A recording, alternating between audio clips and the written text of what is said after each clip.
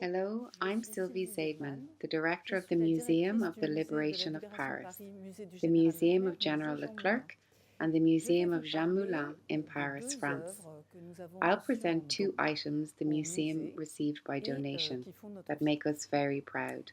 The museum tells the story of Paris, but also the story of Jean Moulin and General Leclerc between 1940 and 1944. During this period, France was occupied. In May 1940, France was invaded by the Nazis, and in June 1940, the French Prime Minister, Maréchal Pétain, announced by radio broadcast that he was asking for an armistice. Daily life in Paris suffered strict shortages and difficulty to find supplies.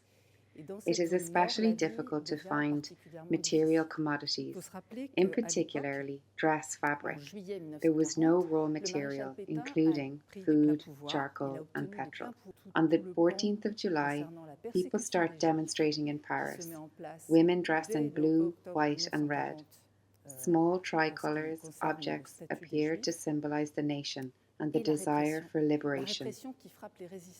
On the 24th of August, in the evening, the troops of liberation enter Paris. On the following day, the 25th of August, General Leclerc obtains the capitulation from the Nazi commandment of Paris. The General de Gaulle pronounces his famous speech about the liberation of Paris. The following day, a huge parade on the Champs-Élysées, which you can see in the photo behind me. Along the march, many women are wearing floral bouquets in the three national colours, blue, white and red. Men wear tricolour cockades. At the museum, a dress is preserved that was worn by Marguerite Sabaut for this very event in Paris. She had made on purpose and in anticipation to this special occasion at the time when Paris was liberated. Marguerite Sabaut was born in 1914. She was in her early 30s when she made this dress. In this dress, along with accessories, Marguerite is expressing her patriotism and her joy to celebrate the liberation of Paris. This dress is made of synthetic fabric. For the decoration, Marguerite is using the patriotic symbols and motifs, a Lorraine cross, a stork, and a rooster on the bag. She asked two French officers to sign her purse.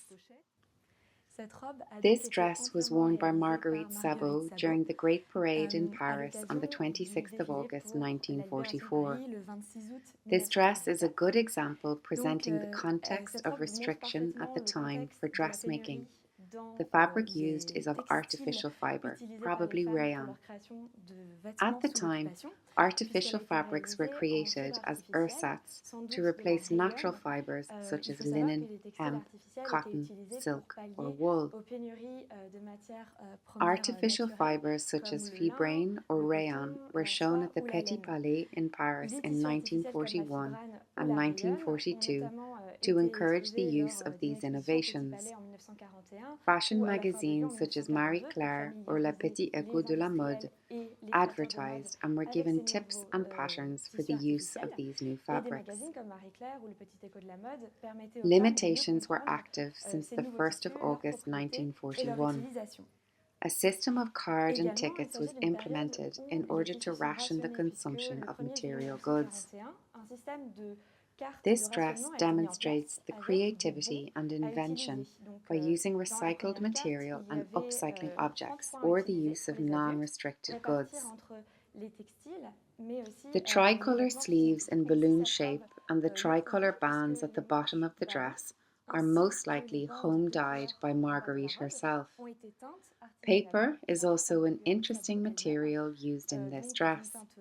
At the bottom of the dress, monuments of Paris were drawn and hand-painted on recuperated journal paper, cut out and applied, probably glued, for decoration. The Arc de Triomphe, the Eiffel Tower, the Column at Vendôme, Notre Dame Cathedral, Sacré-Cœur, and the Panthéon. This decoration was far less expensive. Material was easy to find and accessible and would take less time than an embroidery. On the inside of the dress, Paper journal has been used to stiffen the skirt and to ensure the fall of the dress. Paper was used in place of an underskirt or to avoid any interfacing of the skirt which would have required more material. Journal paper was also very often used in clothing to keep warm. This dress, as so many garments and accessories of this period, are a way to show the wearer his or her patriotic fervour. The colours of the French national flag are again the colours of the people for Liberation Day. It's an expression of national pride regained.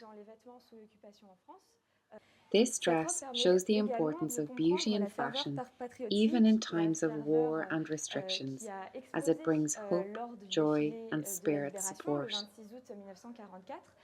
Luxury is every single element of this dress, sometimes hidden in small details. Luxury is also to be found in Marguerite's creativity and in her artistic expression on this dress. This dress is kept in an admirable good condition, and we can assume it was worn just once on this occasion. I'll present the accessories made by Marguerite to complete her outfit for the parade of the day of the liberation of Paris.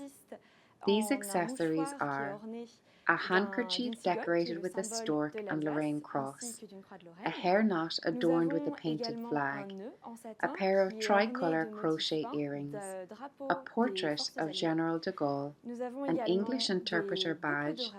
As she was trained in English, we can suppose she was helping in translations.